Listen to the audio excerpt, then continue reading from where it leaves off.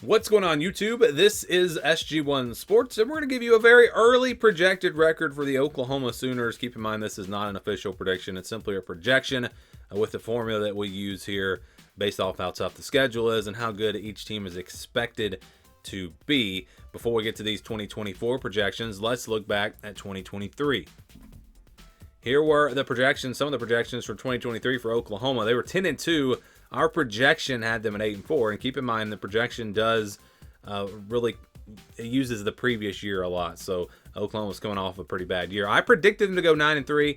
I actually picked them to lose to Kansas and Oklahoma State. Got those games right, and then I had them lose to Texas. But of course they beat Texas, but it could have very easily been 9-3. Athlon also had them at 9-3. The over/under was at 9.5. So the expectations really were about 9-3, 10-2 for this team, and so they had a really good year. Let's get to 2024 now, and again, here's the schedule. This is the scale that we use. If it's less than 20 or over 80, those are games that I think are pretty much guaranteed wins or losses. Games where I think the spread will be 16, 17 plus points. Then you got the games in the orange, 20-29, in the blue, 71-80. Games where I think the spread will be double digits, 10-15, 16, whatever. 30-39, 61-70. Games where I think the spread will be about a touchdown, 6, 7, 8, 9 points. And then your 50-50 games I think are going to be less than that. Really the games that can go either way. And don't think about the spread, though, really. We have a tier system that we use here. And if you're wondering, I have Oklahoma as a tier 2 team. And they have a really tough schedule. I mean, again, this schedule is really tough. So keep that in mind as we go through these projections. They've got 3 wins that should be pretty easy. Temple, Tulane, and Maine. We wouldn't really expect them to have any trouble in these games.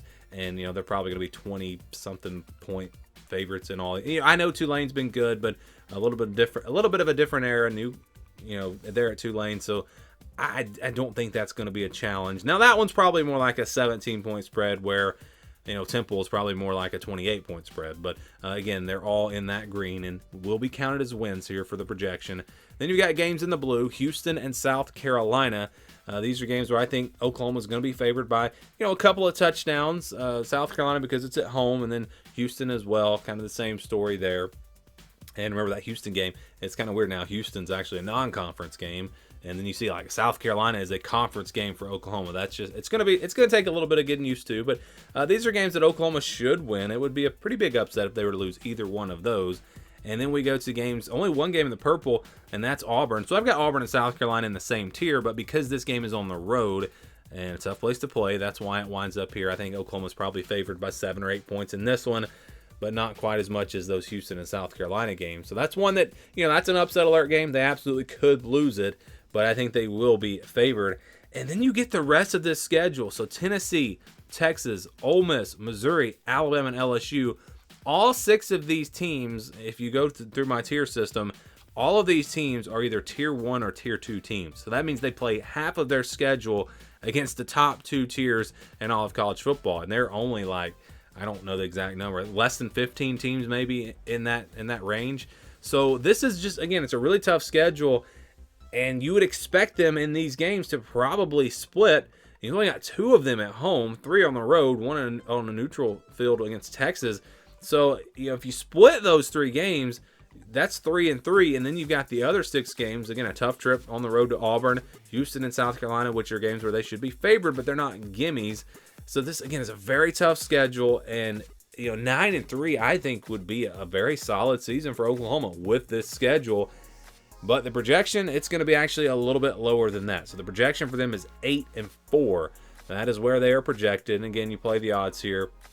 They would tell you that between Houston, Auburn, and South Carolina, there's a chance they lose one of those games. They split the 50-50 games. They wind up at 8-4. But of course, more likely to go 9-3 than 7-5. Although 7-5 is possible. And again, you look at these 6 games, they may not split them. They could go 1-5 or 2-4 in those games. So 8-4 is very possible with this schedule. In fact, I think they could even do worse, 7-5. 6-6 would definitely be a disappointing season. But 9-3 or 10-2 is not out of the possibility. But it's going to be tough. It's just going to be tough. Texas is a rivalry game. You do get Tennessee at home. You do get Alabama at home. Ole Miss, Missouri, LSU. Ole Miss and Missouri, they've got a shot. I mean, in all those games. So, it could be a lot better, could be worse, but the projection kind of in the middle here for Oklahoma at 8-4. You guys agree? Do you disagree? Where do you think this team should be projected? Let me know your thoughts down in the comments below.